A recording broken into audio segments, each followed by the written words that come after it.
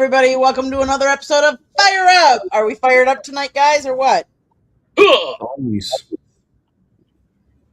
I'm as fired up as I can get. I've been laying on the couch all day. Well, then you should be the most fired up because you got all that energy. Come on now. No, it feels like I broke my big toe, so it kind of sucks. Ouch. Ouch. Okay, well, I know somebody else that's a lot fired up, and that would be the U.S. women's hockey team because they did it today in dramatic fashion. They pulled their goalie with 2 minutes to go to score the tying goal so that they could extend it into overtime. And then in overtime, they took care of business and they won gold. In fact, I think they did the whole tournament and they only had 2 or 3 goals scored against them the whole tournament. Prior to this game, the last 6 games they played, they were leading 35-1 in goals scored. How many goals did Canada score today? 1. Because we won 2-1. So we won 2-1. So that means throughout the 7 games they played, throughout all of it, 37-2. Ginzer, good to see you, brother. Pretty much a domination. And honestly, like we talked about that on the show previous. We were talking on Sports Wrap that in women's hockey, it's really come down to USA and Canada for like forever. There isn't another big women's team that has had the domination that those two teams have. I will say congratulations to Hillary Knight as she is the one that equaled the score, but that was her 15th goal scored in the Olympics, so that makes her the highest scorer of goals in women's on the women's hockey side. So kudos to her for that.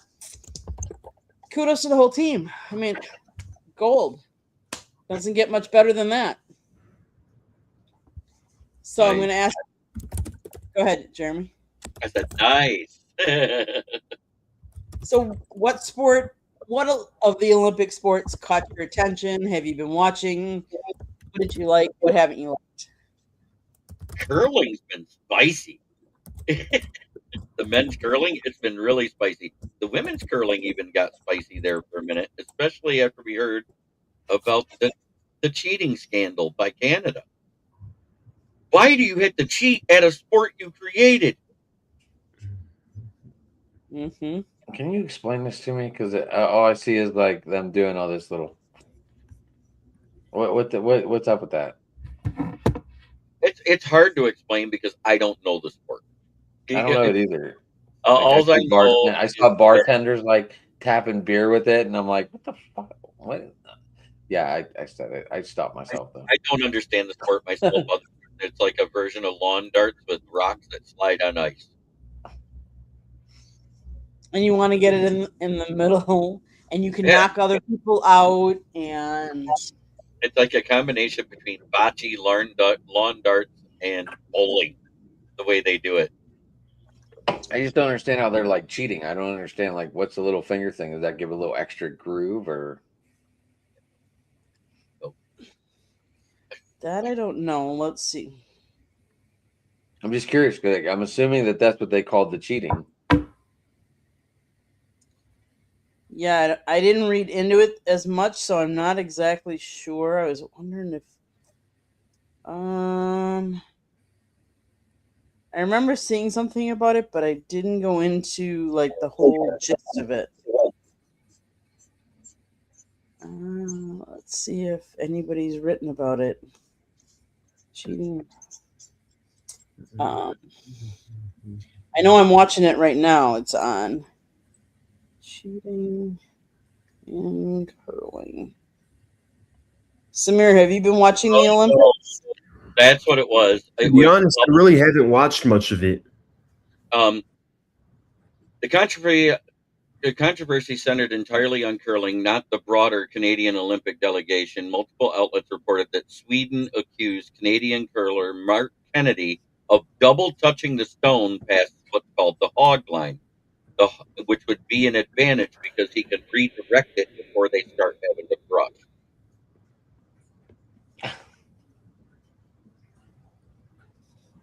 It's so hard to believe you could cheat in this game. Yeah,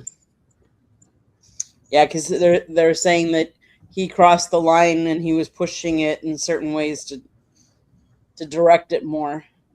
But they put it on frame by frame in Ultra HD, and he did not touch it past the hog line, so he was falsely accused. There was no cheating in the scandal. But it caused a big scene because they were actually yelling back, "Off-duty bros, can you speak to me? How you doing? I don't know who you are, but I appreciate you watching the channel. It's good to see you. So a shout out to you, Off-duty bros." Mm-hmm. Yeah. So, Samir, you haven't been watching. You've been too busy with classes and homework, I'm guessing. Yeah, like unfortunately, I haven't really been able to watch much of the Olympics, but I do know that the men's hockey team, they beat it was like their first time in 8 matches. They beat, was it Switzerland? Forgot who they beat yesterday. Or Sweden.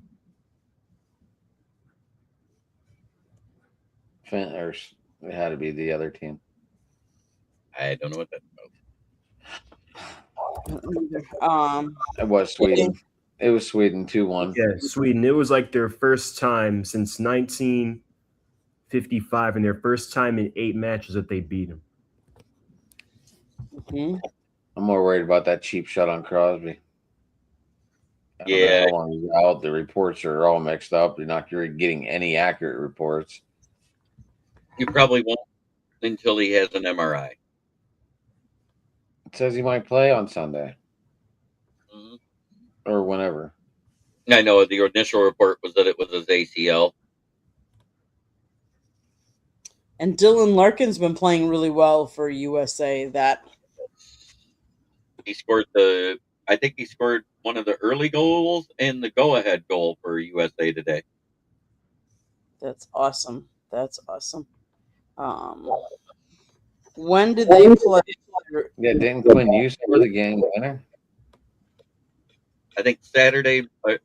Tomorrow is the semifinals for men's, and the finals is on Sunday at 8 a.m. Eastern. Right. The Quinn Hughes scored the game winner the other day, though. I know that. Yeah, but it wasn't the final score like 4-3 or 3-2 or something like that. It was 2-1. It was 2-1, I thought. Oh, I thought that was the women. I thought they were both 2-1. They both, yeah. Dylan scored the first one in the second period. Let's see. Yeah, he scored in the second period. The other team scored in the third period to tie it. And then the go-ahead was Hughes in overtime. There was some other interesting news that came out. Indiana passed the law about if a sports franchise moves to Indiana, they're going to get 3 years income tax free. And the team that reacted the most to it was Chicago, because they were looking at that small suburb just outside of Gary called Hammond. And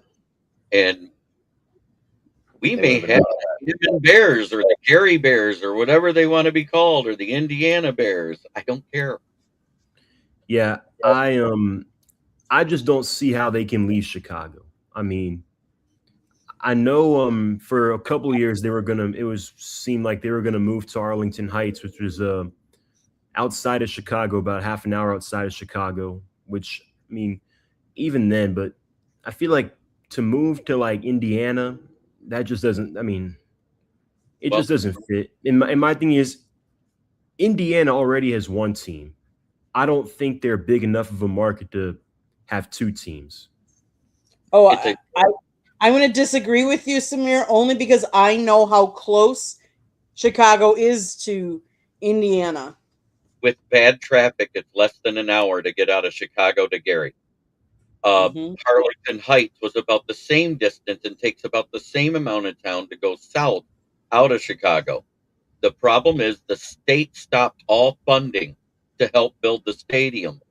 They also said they will not give them a tax break the first year or two, with them putting most of the money out of pocket after they already bought the raceway that they tore down to start building.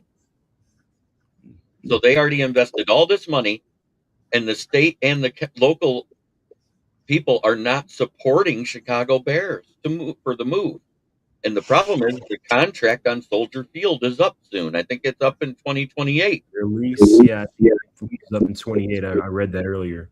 So they don't want to stay and be putting upkeep into a building that is defunct and falling apart and has the lowest seating capacity in the NFL. Yeah. And the ironic thing about Soldier Field is they renovated it like 20 years ago.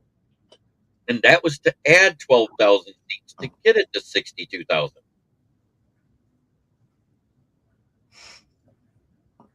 So yes, is this the NFL? We talk NFL all sports on Fire Up. It's not just NFL. We sometimes talk basketball. We sometimes talk baseball. Yeah. And yeah. Hey, who was that? Marty Russell. Marty. Okay. Yeah, and yeah. Speaking of which, I was going to get into basketball. So today, I know Shams Charania revealed that. So tanking is again an issue in the NBA. Well, it's become a hot topic issue. You've got people on all sides of it saying in favor of it, against it for a multitude of reasons. And recently, in case this is last week, I know the NBA fined the Utah Jazz, I believe, $500,000 for taking, I think, Lauri Markkanen and I think another player out of the game during the fourth quarter, because they have one of the bottom 3, bottom 4 records in the NBA. This is a very good draft class. The top 5, you can have like 5 all-star level, 5 potential franchise players there alone. So you've got teams like the Wizards, the Kings, the Nets, and even the Jazz who are, sitting injured. You got players getting season-ending surgeries, players sitting down because they want to get that pick. So the NBA, to combat tanking, according to Adam Silver, proposed several concepts. So first-round picks can be protected only when they're in the top 4 or in the lottery in general. After the trade deadline, a team's lottery odds freeze. A team cannot pick in the top 4 in back-to-back years. You cannot pick in the top 4 after making the conference finals. You can have lottery odds distributed based on a record based off your last 2 years. And the lottery would extend to all playing teams, which I think it already does. Now, my thing about this is, number one, if you're protecting picks that are only in the top 4, wouldn't that provide teams more of an incentive to tank if they're near the bottom to increase their odds of being in the top 4? Number one. Number two, if you're doing it based off of a 2-year record. So let's say I want to tank this season and next season. And next season, knowing that there is a LeBron, Wemby level, like generational prospect, I feel like that would make tanking even worse, and it would be over a number of several years. And then also, if you are going to say that teams can't pick top 4 the year after making the conference finals, like let's say hypothetically, I'm just going to use hypothetical. So in case the Hawks traded for the Pelicans' current first-round pick. Now, let's say hypothetically the Hawks were to make the conference finals. Hypothetically, they can't. So again, they're in control of the Pelicans' pick. Teams shouldn't be punished because another team's front office made a mistake. And also, Halliburton's out for the year for the Pacers. They're going to be in the top 4 in all likelihood. So should they be punished for Halliburton getting injured? Like, this is where the flaw is in this. And then the last thing I'm going to say is it's really about the selective outrage from the NBA. Like, teams have been tanking for years. Philly built a team based off a promotion of tanking, literally called The Process. And the media promoted it. Oklahoma City tanked, had to tank for a couple of years. San Antonio tanked, won the lottery, and got Wemby. But now when you have teams like the Kings, the Nets, the Jazz, the Wizards, and potentially the Hawks, all relatively not the biggest NBA brands or markets that could potentially benefit from it, now they want to change the rules. That's my problem with it. Well, the problem is the actual lottery itself, as far as I'm concerned. If you have the worst record, the only way another team should pick in front of you is not if their ball dropped in the lottery. I think that pick should be protected overall. The number 1 pick, and that's the only one protected. And the reason why, look at the year that we had the worst record in the league, and we got stuck with the 5th pick out of the lottery. So that means we wouldn't have a protected pick. You see what I'm getting at, Samir? Yeah. So this lottery is totally backwards. Bad guys in style.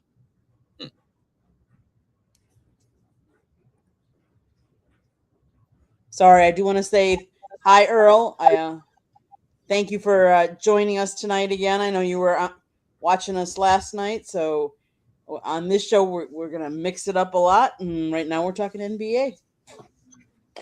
I don't have an NBA team, so I don't know much about the NBA. Sorry, guys. I'm going to sit in the back seat. In the back seat on this one and be very quiet. No problem. No problem. Nothing against the NBA. I just don't have an NBA team because I don't have an NBA team. Yeah, you got 3 sports in your town. I either go to Cleveland or I go to Philadelphia. So we have 3 sports in my town, but it's not the hockey. So we do have in my old town, I should say. Of Madison, right? We don't have we don't, except for the college hockey, correct? And college hockey we have, but as far as NBA, yeah, they got to do something because tanking. You never want to see any teams tank. That's just not right. Yeah. But I mean, I think everyone can agree. Like we don't want to see players getting shut down. If, like, hypothetically, if you had a favorite player, if you had lived in, let's say you live in Atlanta and you are a fan of another player from another state and their team is tanking, they're going to shut that player down. Like, that's not right for the fans. But I think you have to give small market teams more of an opportunity to get franchise changing level talent. Problem is we don't have people like LeBron coming out of high school anymore because they don't allow kids to come straight out of high school to the NBA. So you'll never see that type of clamor over a guy coming out of high school again. And what happens usually, these guys that are clamored about out of high school, they go to college and get exposed because the talent level of the guys that are actually there and have experience outshines them. Very rarely do you have one that's a one and done in college that's great in the NBAs right off the rip. It just doesn't happen anymore. It's usually the guys that have at least 2 to 3 years experience, which tells you that the college is basically a farm team and the G League is the developmental league of the NBA. I will say, you're talking about college basketball. Scott and I actually covered. We were at the USF versus FAU college men's basketball game on Sunday. One of the questions that Scott asked the coach after the game, which you can see the whole press conference after the game on our YouTube channel, but one of the questions he asked him was, FAU is not a big program. They don't have a lot of money. They play in a small stadium, and they don't have the NIL money that a lot of other teams and a lot of other colleges do. What does FAU do to bypass that to still get some of the good players? Because the coach was saying, I can't get any of the top 50 centers because all of them, if I got one of them, it would take my whole NIL budget and I'd be done. So he goes, I can't afford them. So what he does is he recruits internationally. And I thought that was really interesting. And when we went to the game, there was up on one of the behind the bleachers that they had, there was, I think it was 6 or 7 different flags from different countries. And I was wondering what those were. Those were flags representing the countries of some of the players on the team that he recruited. That's awesome. And I thought that was kind of different. Why is bad guys in style have question marks? I don't see a question from him. I don't either, but earlier said he was 6, so I don't know what that is. That's from one of your guys' channels too. It's from my channel. I've never seen him before, so I don't know who's talking. Are you 6? Are you 7? Or are you 67? Because that's what I'm confused about. Because you put it's this new trend that's gone viral. 7. Mm-hmm. I know. If don't pay attention, Kamala Harris answered your handle is 6 at the end now to match the trend. So dumb. Yeah, NBA has changed from the 70s and early. NBA has changed. It's not the same anymore. I can't watch it. And he's absolutely right. NBA is not the same anymore. They're not able to play defense like they used to. Oh, he's 67. Okay. That's cool. It looks like an adult standing next to a truck in the picture. So that's great to see you. Now we know. Oh, no, not with the G.I. Joe thing. No, knowing is half the battle. No, I don't game. I talk about sports because I study it. I love sports in general. I excel at football, as Candy well knows, and Samir has noticed too. And Samir does an excellent job with football, as does Adam. That's our forte. But we study enough to be able to at least discuss the rest of the sports intelligently. Exactly. Samir, any more on the tanking or the NBA that you wanted to discuss? Anything on the NBA? No. Okay. The only other thing I heard Adam Silver says is that if this doesn't work, we may have to make the rookies free agents, and I think that would be the worst thing they could possibly do. That would kill the NBA because now, again, it seems like, and the media included, they want all the star players on the same select handful of teams.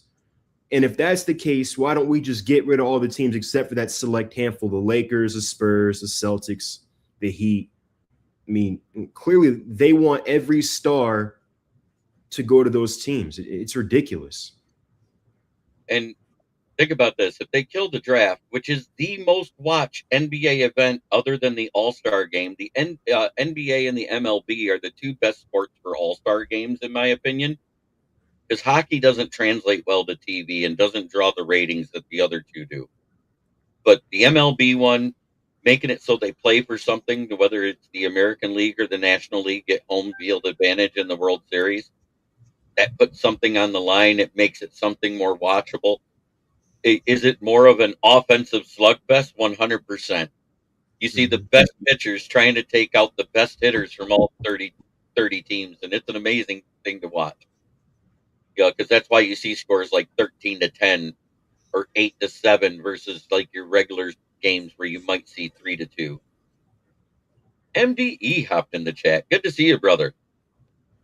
But if they do away with the draft, which is more watched than the NBA Finals last year by a Nielsen rating of 18.2, that's 1.82 million viewers they will lose on top of whatever watched the NBA Finals.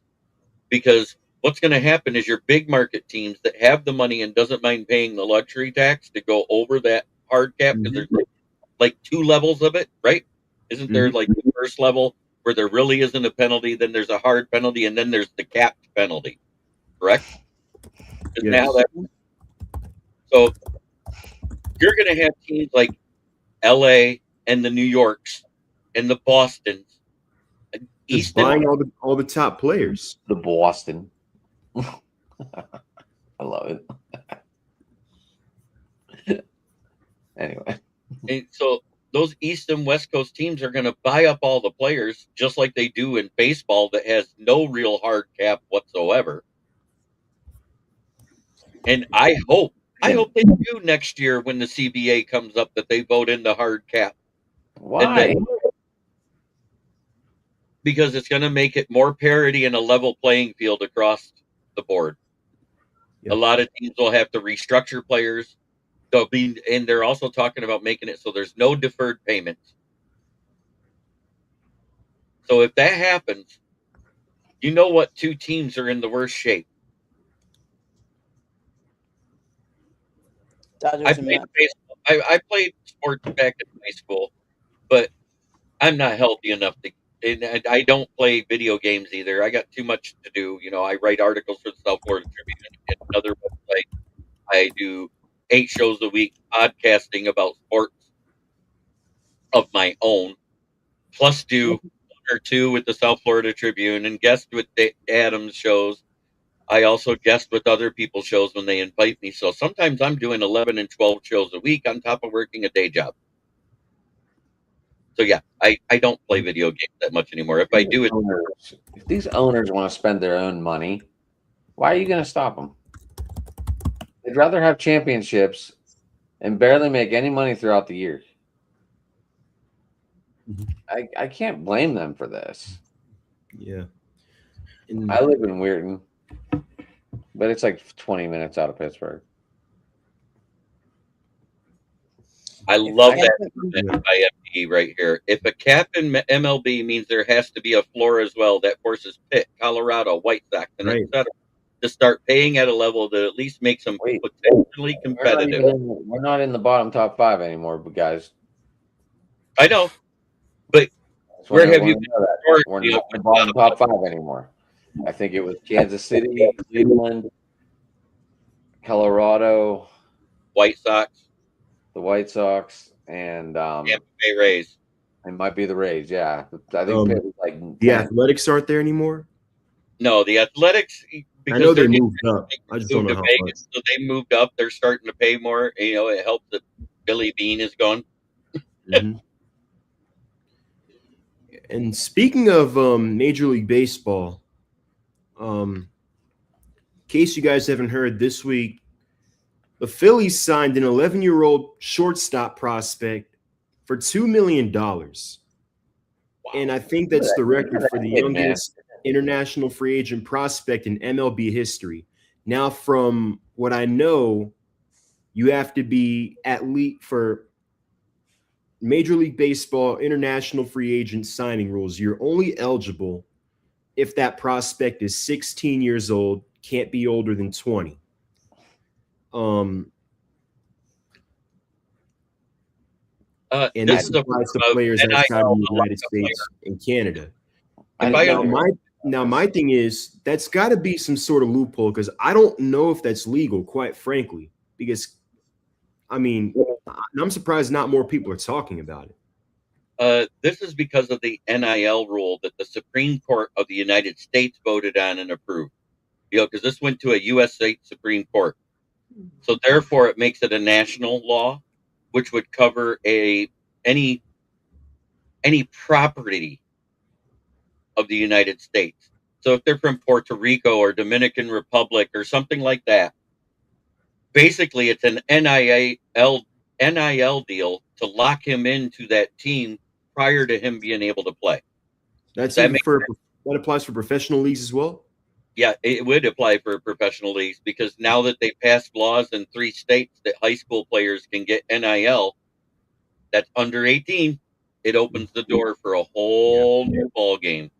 Well, I mean, it's unfortunate because if it's a timing thing, I know it's a different time period, but it's unfortunate if you're John Coppola. For those who don't know, he was the Atlanta Braves general manager who was fired and banned from Major League Baseball for a number of years for, I guess, going through loopholes regarding money and international free agent signings. Mm-hmm. And he got banned. Wasn't it a 14-year-old that he signed ahead of time, but 2 years Yeah, it before? was like a 14-year-old. The way he was handling money with trades, I guess, was illegal at that time. And the Braves could not sign international free agents at all for a number of years. So it just goes to show how much time has changed since then. NIL it was good for college football, and it was awful. Yes, Oh, yeah. in Georgia, Ohio, and Michigan are the 3 states where it's allowed. Well, Georgia, not yet. The state house just passed an initiative last week. And it's supposed to pass. It's projected to pass the Senate as well. So, I mean, personally, high school, I think I don't agree with it on the high school level because my thing is I just feel like it's too young, in my opinion. Because, I mean, look, I interned helping cover high school football in Georgia, and anyone who's from here knows how big of a deal high school football is. We have a lot of talent that comes out of the state. Like Buford High School just spent $62 million building a state-of-the-art football stadium last year. So it's a big deal here, and I'm normally in favor of getting NIL, but I'm not in favor of this bill because a lot of these kids are 14, 15 years old. So they can't even drive yet. And now they're signing contracts, getting financial compensation. And a lot of times they're going to be making more than their teachers. It's just the principle of it is not aligned. I get it. What does the pre-agreement mean? Is this kid getting paid, or is it just a pre-agreement? Because Ronald Acuna's Jr.'s brother was in the same situation and walked away from it and went to the Yankees instead. I think until they turn that age to where they can actually play in a preseason game, which is what, 16? Isn't that what you said, Samir? Yeah, 16 is when you can sign. I think they can change because that contract, even though it's signed, Jeremy, not placed, just signed. Right.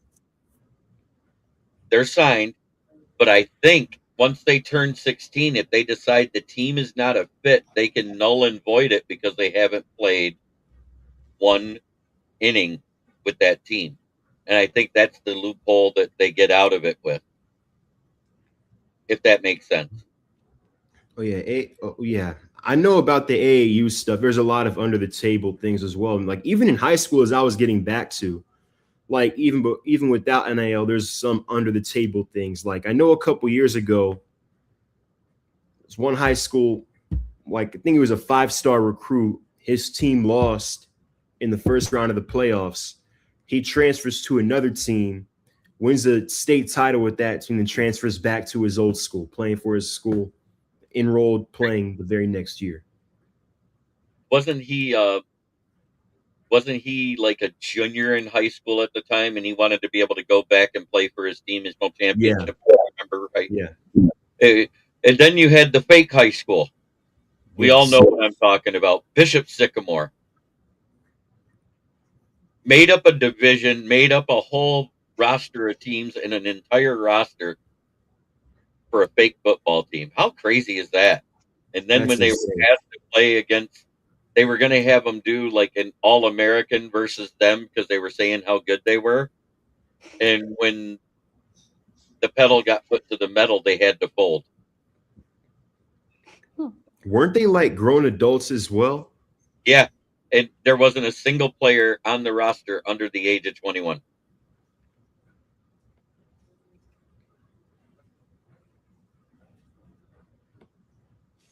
what I think it was is it was actually a school that was defunct, and they named the team after that. And so what they did was they were doing exhibition games versus high schoolers and junior colleges, and they were using that as a real record for high school sports. They were registering it and then got busted, and they were all paid to play players way prior to NIL. I don't even remember what state they were out of, but I just remember it was Bishop Sycamore. Crazy, crazy, crazy. Crazy, man. Crazy. But NIL has been in Michigan, I think, for 3 years, Ohio State for 2, and that's why Georgia's falling in line. And as more states do, it's going to become the norm.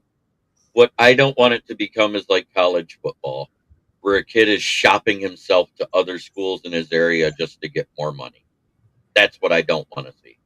If it's just so they get a portion of the jersey sales that are sold at the stadium, and a portion of whatever it is made off of their name, image, and likeness, which is what that originally was done for, I'm all for it.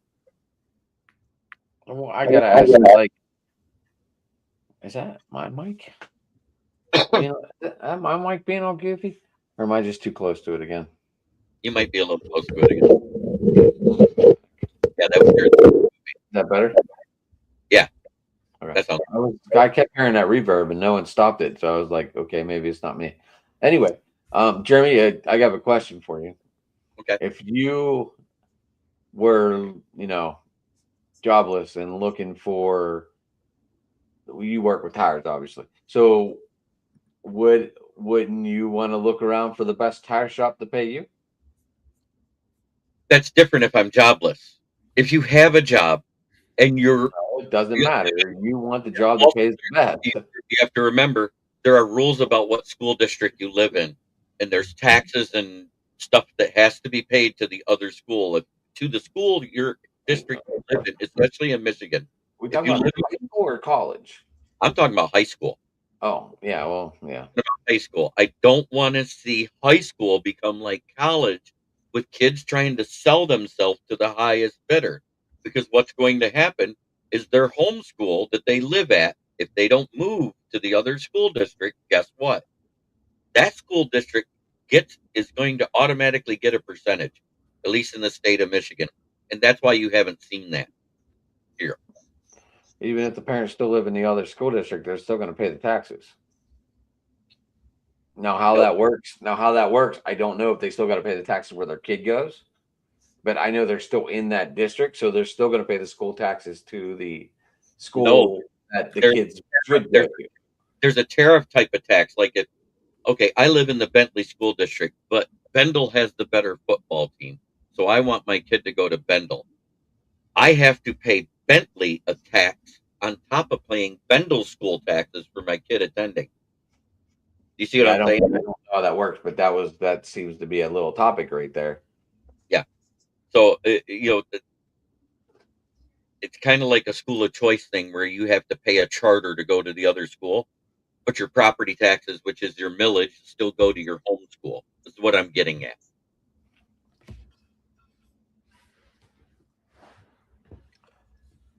Okay. So we move on to the Tom Brady Act. I mean, the Patrick Mahomes taking the pay cut act. Let's go there. Yeah. Oh, yeah. Patrick Mahomes restructured his deal, saving the team $35.6 million this year. And everybody says, "Oh, but it's going to be 43.6." They now opened up. I mean, it cleared up $35.6 million in cap is what I'm getting at. That's what it all boils down to. And everybody's like, "Well, next year it's going to go up to 79." I said, evidently nobody understands how a restructure works. It doesn't just work for the year you're in. It works for the length of the contract. What it does is it moves that money either more evenly across the board in your contract, or it adds void years on the end. You still get that money that you were guaranteed up front. It's just stretched out over time, so it doesn't hit the cap as hard. So it's like a deferred payment. Yes. You want to get rid of baseball. I think the max right now in the NFL is 2 void years. So why is it okay in football but not baseball? We're not talking about where you make $2 million a year and at the end of it, you're going to get another $58 million per year lump summed at the end. I'm just saying, Jeremy. I'm just saying, if you're going to eliminate in one sport, you better eliminate in all four. $580 million in deferred money in 1 year after it's done. Yeah, it does matter. There's a huge difference there. No, because you should. Why should it be available in all four sports? It should all be the same. Okay, it should be the same, but it shouldn't be.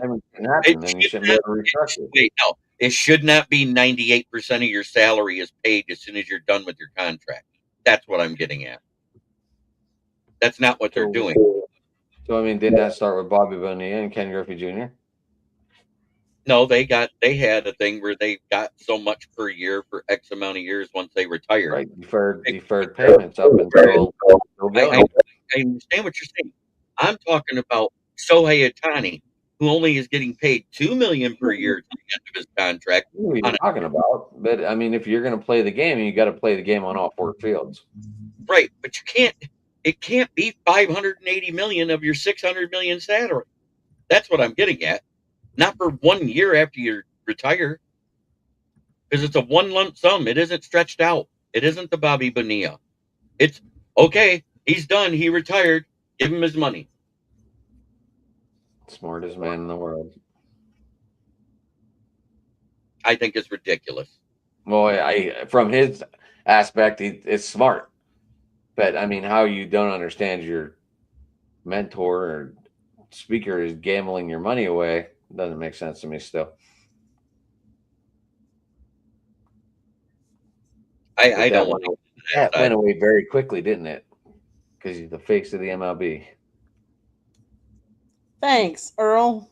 Glad you're here and you're enjoying our show. We appreciate you. Candy, you're getting frustrated about our little play. More than X amount of percentage of your salary deferred to all the 1 year is ridiculous. That's what I was getting at. I think it's smart from a perspective of getting paid. Where it was smart was on the Dodgers' part. $2 million a year over 20 years. So he's going to get $40 million. Then at the end, he gets the rest of it. I don't know about you, but that's a hell of a payday. Oh, yeah. But it's ridiculous because that makes it so the team still had money when they shouldn't have to go sign other players. This is what everybody was talking about. It was supposed to be he was going to be the $60 million a year pitcher/hitter. So didn't Patrick Mahomes just do the same thing so we could sign more players? You're missing the point. He didn't reduce it to $2 million a year. I'm not missing any point. You're the one who's saying that they deferred payments. Then you shouldn't be able to change your contract at all across all four boards. Because Patrick Mahomes just restructured his contract so they could sign 3 to 4 more players. It's not 98% of his contract renegotiated. That's what I'm saying. So what was Mahomes' contract before? Because now all of a sudden he just lost what? It was like $43 million. $43 million. The average of his contract million a year was the average of his contract was originally $51 million a year. This was the balloon payment year. In other words, the highest one. What they did, instead of it going like this, they leveled it out so it would clear cap across the board. It's still the same amount of money. It just added 2 void years on the end. Instead of there being really high years and really low years, it averages it out, and at the end, he's going to have 2 void years. Yeah, honestly, I'm just kind of curious to see what they're going to do with it because they have a need at wide receiver. Rashee Rice can't stay on the field. Xavier Worthy's been kind of up and down. They're gonna reunite with Tyreek Hill. I feel like that makes a lot of sense for both sides, even though Tyreek Hill's 32, coming off that major knee injury, or or they go after another Dolphins receiver. Rumor is that Jalen Waddle is going to be the next person out in Miami. They're going to try and trade him. So would they trade a 2nd-round pick for him? 2nd or 3rd, maybe. Remember, they have an early pick now. I would not be surprised. I'd look out for them to draft Jeremiah Love with that pick. I would love to see Patrick Mahomes. I would love to see Jeremiah Love in that offense. Me too. unfortunately, there's another team that's never had a 1,000-yard receiver since Mark Ingram left, and they're probably taking Jeremiah Love ahead of them, the Saints. I hope not. I hope his career doesn't ruin. I hope not. I hope they don't. I hope they don't draft him because That's what I'm hearing. That's their number one target on their draft board. I was reading offensive lineman.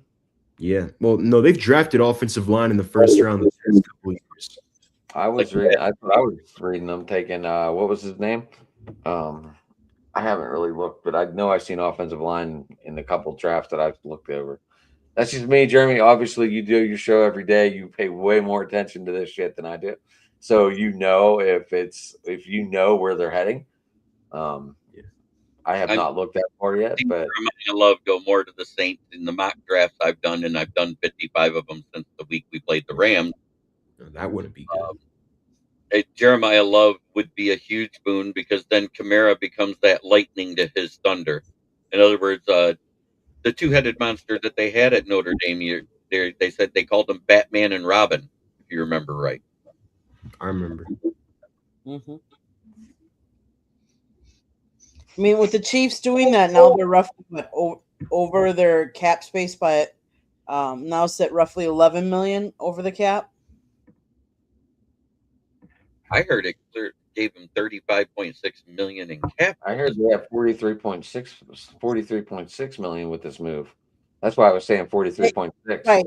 I apologize. They entered the offseason in a salary cap crunch. With this move, it creates 43.56 million in cap room because it drops his cap number from 78.2 to 34.65. Now, he does have a cap hit next year of over $85 million. And I imagine they'll try and do the same thing again. Mm-hmm.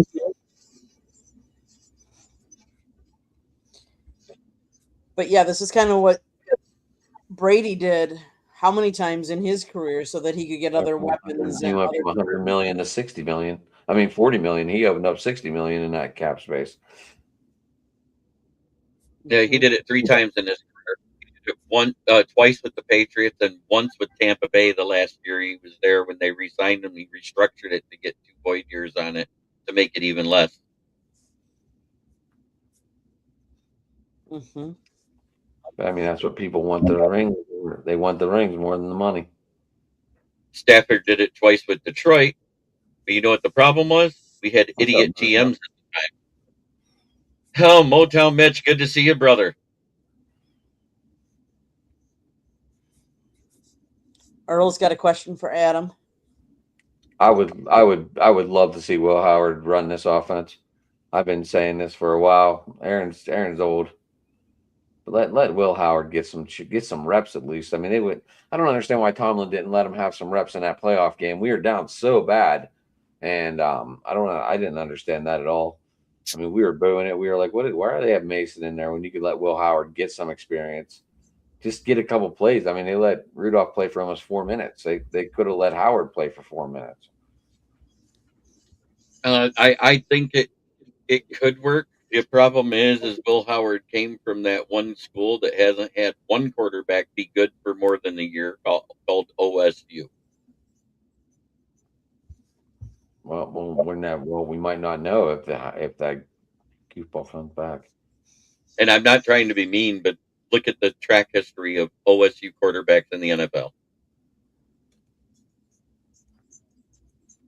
I get it, Jerm. I get it. I mean, Dwayne Haskins was a good one out of there. Kind of got snowballed. I don't understand. I don't understand what happened that night that all that shit went down. A lot of people say he was completely wasted running across Highway 1, and I don't understand why he was doing that. What I read on the autopsy report, he was drugged. It wasn't just that he was drunk. He was inebriated, but not so much he should have been in the condition he was in. His vehicle ran out of gas. He grabbed a gas can and he literally stepped out in front of a dump truck. On an interstate, yep. On the side of an interstate in Florida. And I believe his was at wife. Trubisky's. He was at Mitch Trubisky's house because they were celebrating his birthday. It was his birthday party at Mitch Trubisky's house in Florida. Mm-hmm. But Tomlin's not there. But yeah, that's probably why Aaron Rodgers started. Yeah, I mean, I think you'll see a little more of the same with McCarthy as well, like him when it comes to him favoring veterans. Yeah, but apparently Rodgers is saying he wants to come back and give it another year. I don't think he should, but he said he wants to come back. Well, he did tell them, he said, if you hire McCarthy, I want to come back. No. I mean, didn't he have a saying, getting McCarthy fired in Green Bay? Mm-hmm. There's rumors that that's what it was. But you have to look where it came out of. You know, some of those sites that put out stuff like that. It's like listening to your favorite politician. You can tell when they're lying because their lips are moving. Right. Mm-hmm.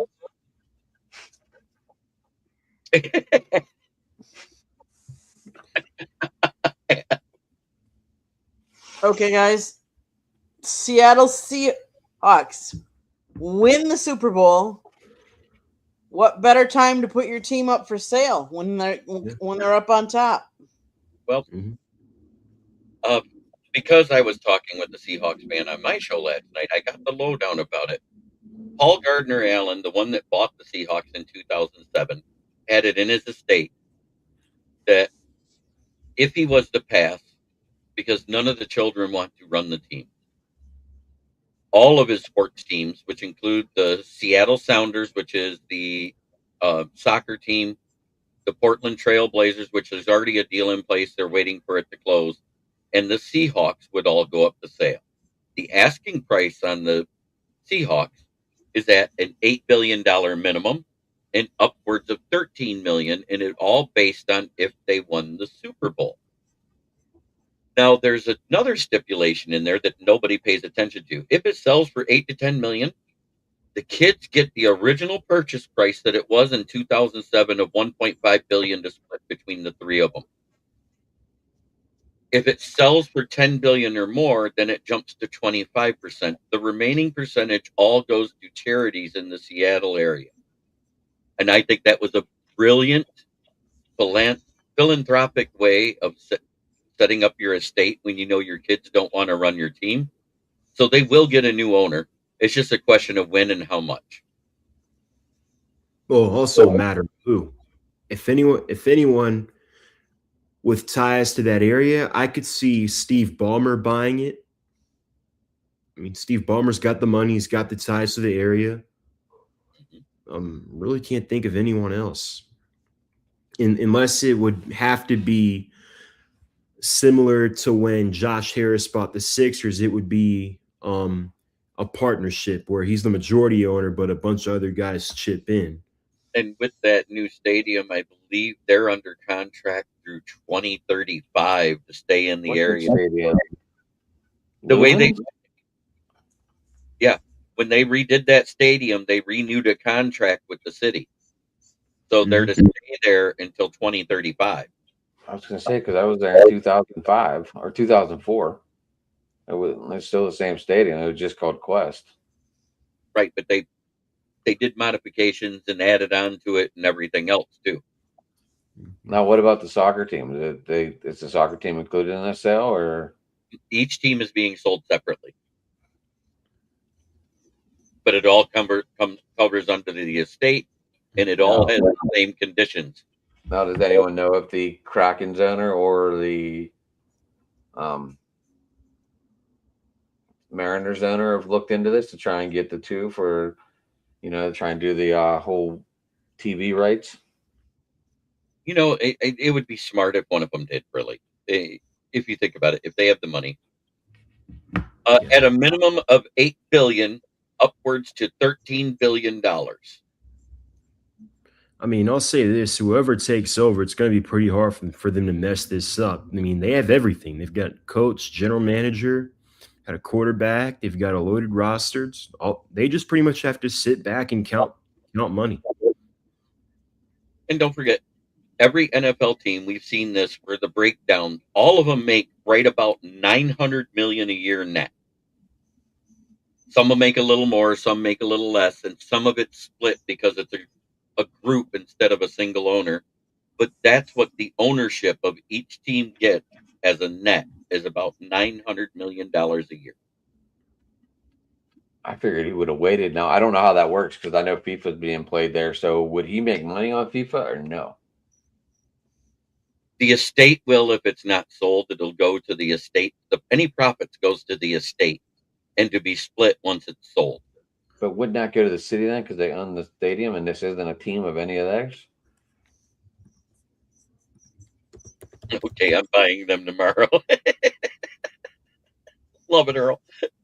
But I mean, that is not how that works because this isn't a team-owned thing. This is a city-owned stadium, right? It's city-owned. So all that money should go into the city, right? The team is still owned by the estate of Paul Gardner Allen. No, I'm talking about FIFA though. None of those teams play there. So how does that work? Any outside ticket sales, I don't know what the contracts are. You know what I'm saying? I just know what the NFL side is. Okay. So I know that if they do stuff, it is to whatever profit it is. It's okay, Candy. You can take a nap. Candy. I'm here. He's You buying need them. You need a Red Bull. I do. At this point. So, is there an NFL team that's never been sold before? The Texans haven't been sold. I think they're the youngest franchise in the NFL, so I'm sure they haven't been sold yet. I think the McNair families own them. Entire time. I don't think the Packers. They've been community owned. The Ravens haven't been sold either. The Ravens haven't been sold. Yep, Green Bay's never sold because it's community owned. Steelers. Steelers were bought back in 1933 for you know how much? Well, I'm not going to say much. Maybe 13,000. 25. And we were the worst franchise until 70. The Ravens were bought for $600 million in 2000. The Chicago Bears were bought for $100 back in 1920. I think the Cincinnati Bengals, Paul Brown owned them, and then Mike Brown is owned now. I'm pretty sure the Giants haven't been sold either. We're still on them. Let's see. The New York Giants were bought in 1925 for $500. Let me write a check. Amen. Yes.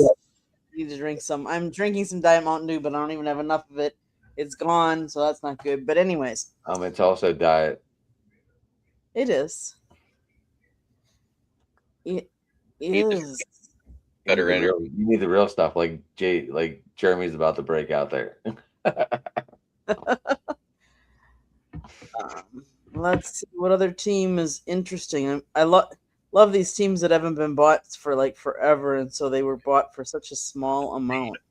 The radio group back in 1934 bought the Lions from the owner of the Portsmouth Spartans. And then William Clay Ford bought it in 1963 from the group as an individual owner. And then it's been handed down ever since from Martha and then to Sheila Ford.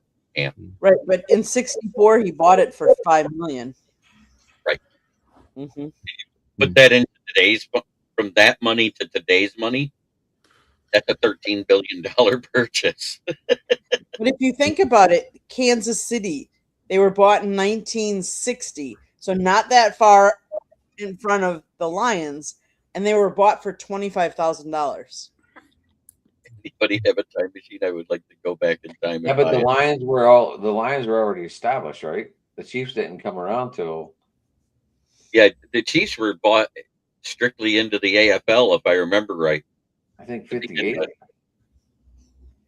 I think another one is the Raiders. I think Al Davis was the founding owner.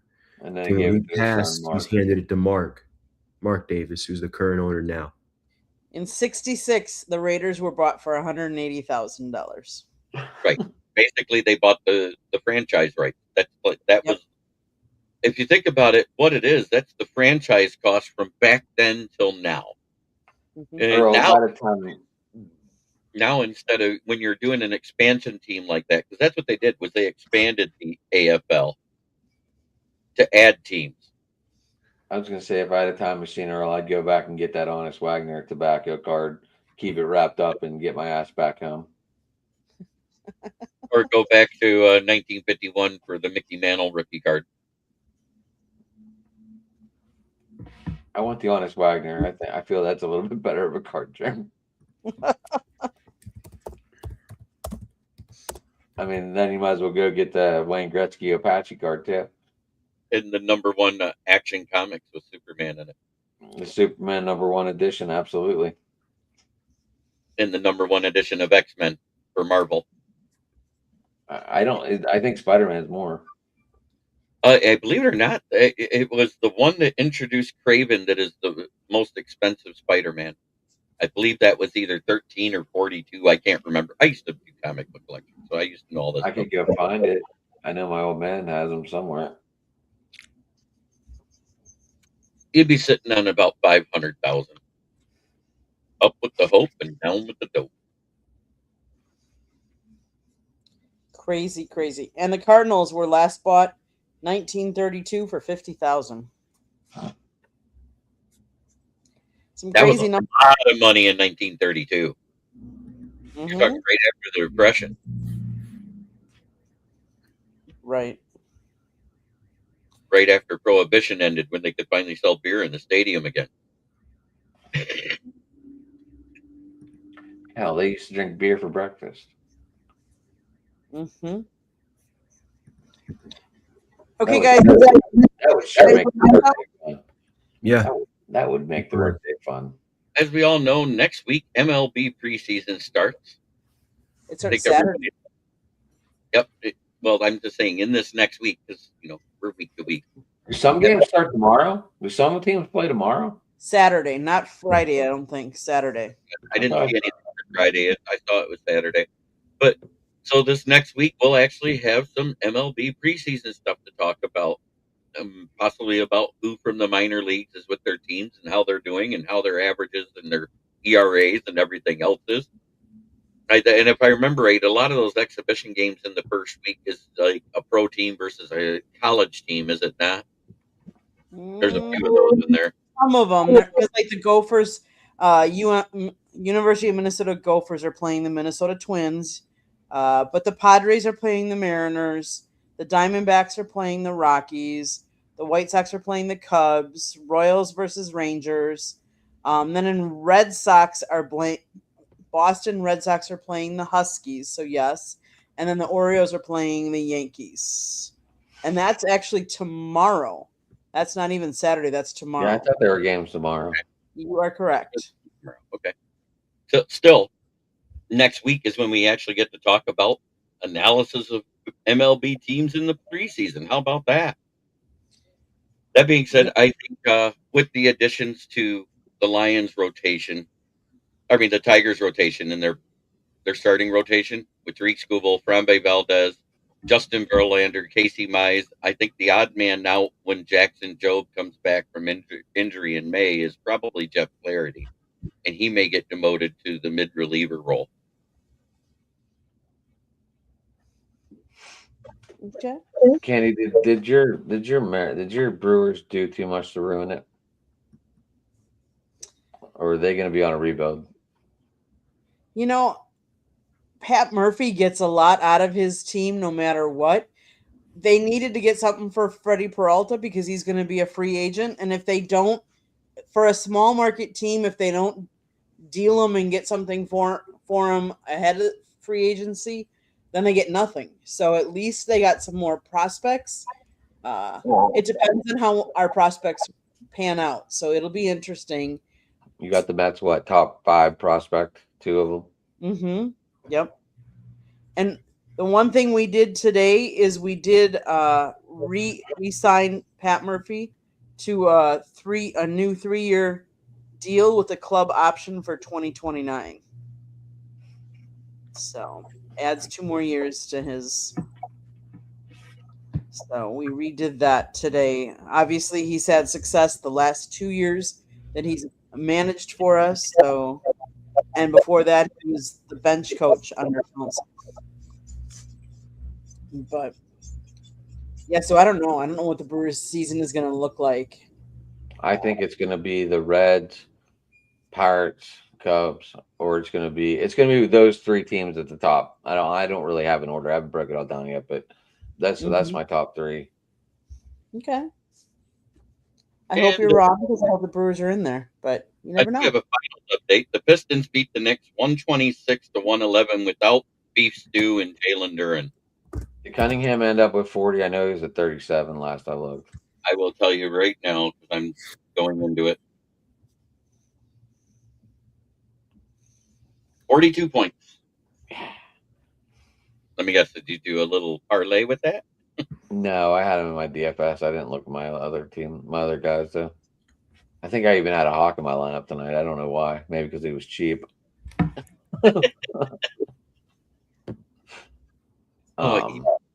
Samir, you look dead down there, buddy. You look like you're ready. I'm good. I'm good. You look like you're ready to go to bed.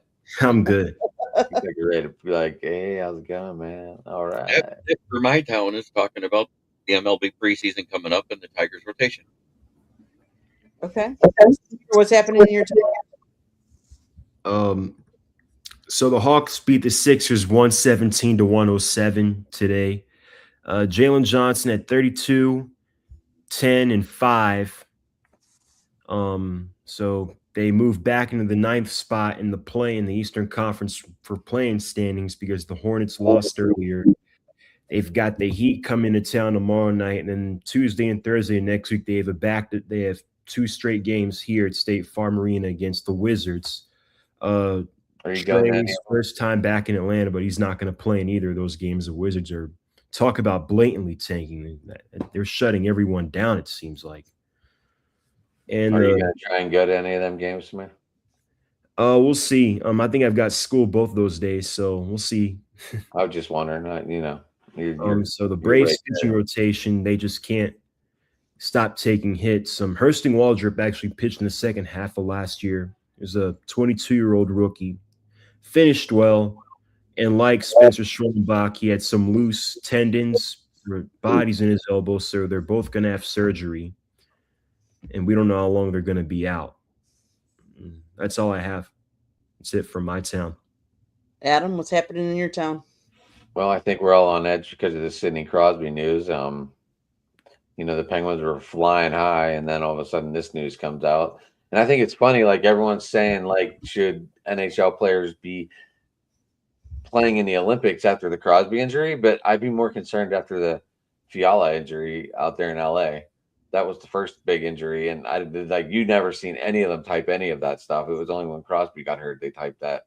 But I mean, these guys know what they're getting into. Every game, someone could get hurt. Every game, someone can get drastically hurt.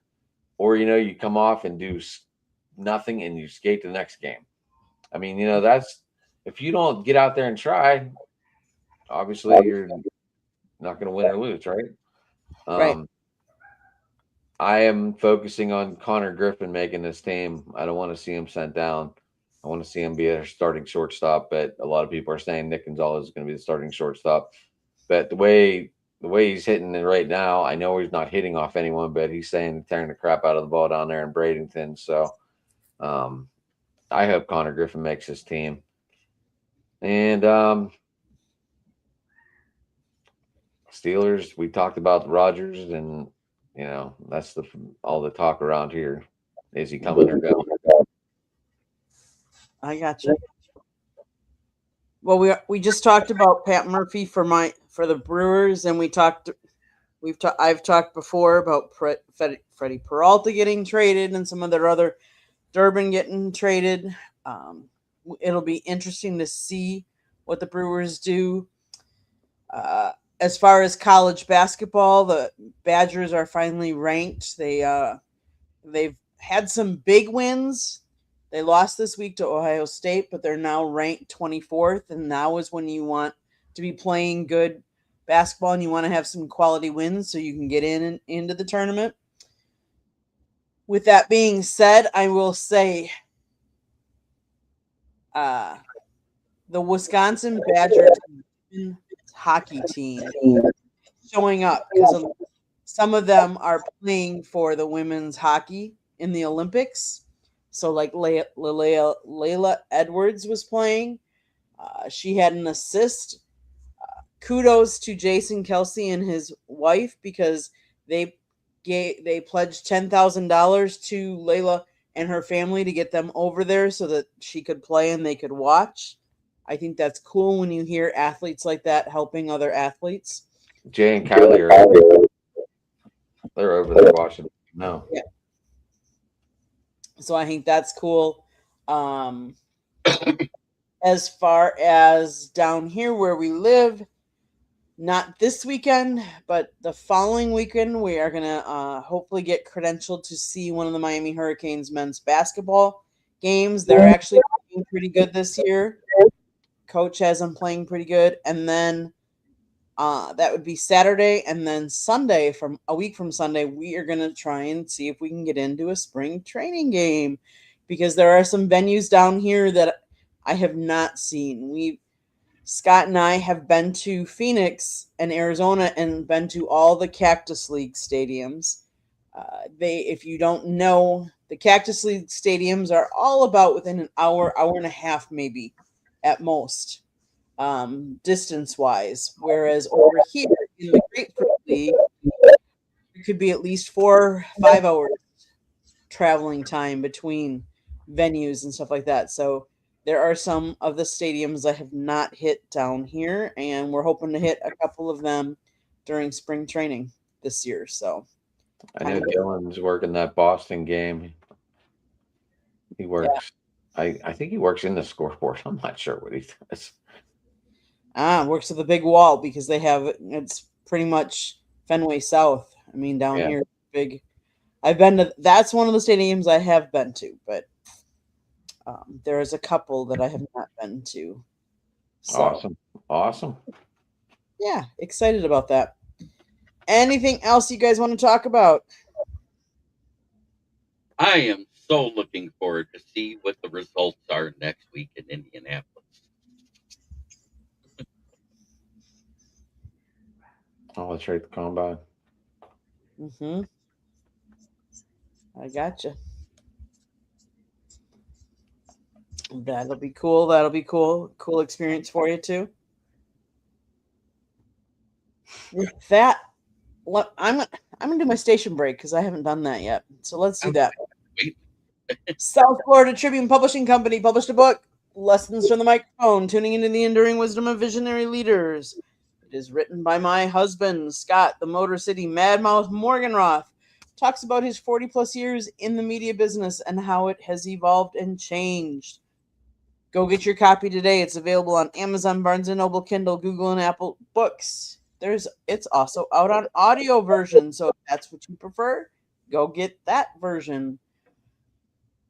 There's a link on our website, www.southfloridatribune.com, where there's a plethora of great other content. In fact, if you want to read, Jeremy has written numerous draft prospects, and they're all up on South Florida Tribune. I know he's going to talk about that, but I like to highlight that.